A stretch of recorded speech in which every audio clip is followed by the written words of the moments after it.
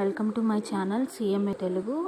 ఈరోజు ఇంట్రడక్షన్లో మన టాపిక్ వచ్చేసి అకౌంటింగ్ సైకిల్లో ఫస్ట్ వచ్చేసి recording of transactions.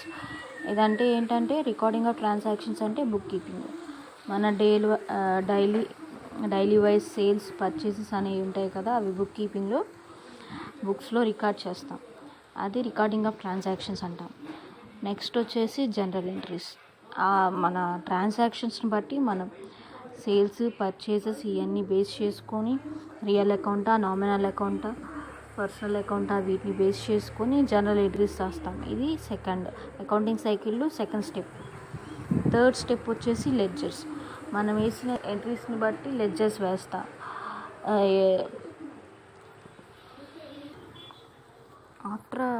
After completing ledger accounts మనం బ్యాలెన్స్ షీట్ ప్రిపేర్ చేస్తాం. బ్యాలెన్స్ షీట్ ఎప్పుడు ట్రయల్ బ్యాలెన్స్ అనేది టాలీ అవ్వాలి.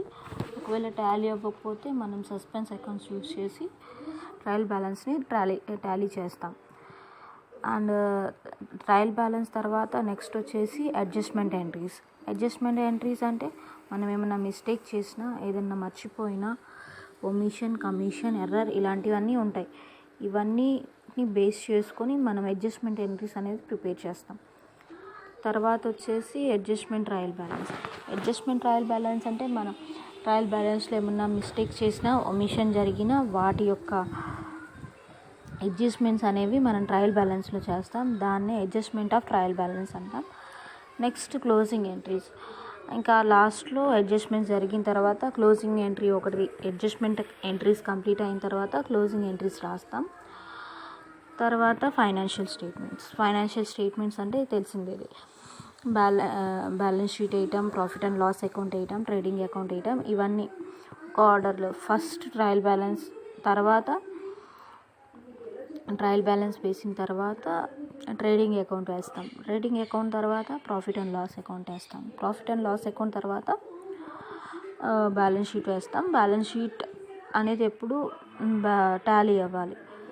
అది ఒక అకౌంటింగ్ సైకిల్ అంటే ఇది. First recording of business transactions అంటే బుక్ కీపింగ్, తర్వాత జనరల్ ఎంట్రీస్, తర్వాత లెడ్జర్, తర్వాత ట్రయల్ బ్యాలెన్స్, తర్వాత అడ్జస్ట్మెంట్ ఎంట్రీస్, తర్వాత అడ్జస్ట్మెంట్ ట్రయల్ బ్యాలెన్స్, తర్వాత క్లోజింగ్ ఎంట్రీస్, తర్వాత ఫైనాన్షియల్ స్టేట్మెంట్స్. అంటే ఫస్ట్ నుంచి చూస్తే బుక్ కీపింగ్ దగ్గర నుంచి ఫైనాన్షియల్ స్టేట్మెంట్స్ ప్రిపేర్ చేసిన దాకా అకౌంటింగ్ సైకిల్ అనేది రొటేట్ అవుతూ ఉంటుంది.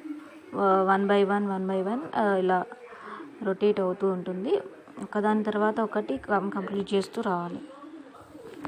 ఇది వచ్చేసి accounting cycle.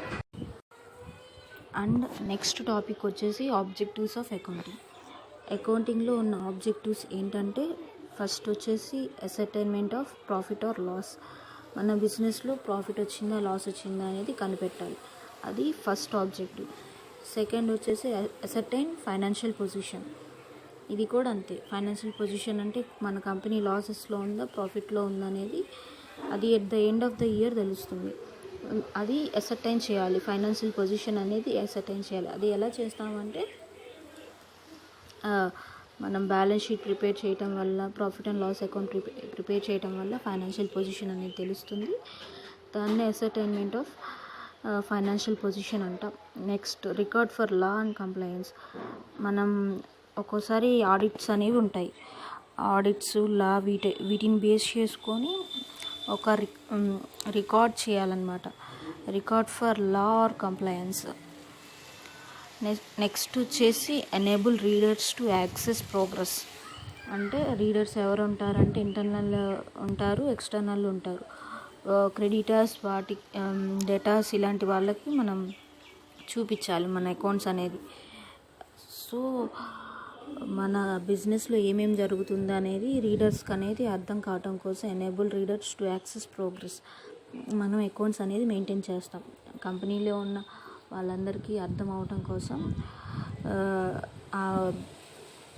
Enable readers to access progress అనేది చేస్తాం. Next disclose information needed by stakeholders. అంటే షేర్ హోల్డర్స్కి ఎలాంటి ఇన్ఫర్మేషన్ కావాలో అలాంటి ఇన్ఫర్మేషన్ అనేది మనం డిస్క్లోజ్ చేస్తాం అకౌంటింగ్లో. దాన్నే మనం disclose information needed by stakeholders అంటే shareholders. Like, share, subscribe to my channel CMA Telugu.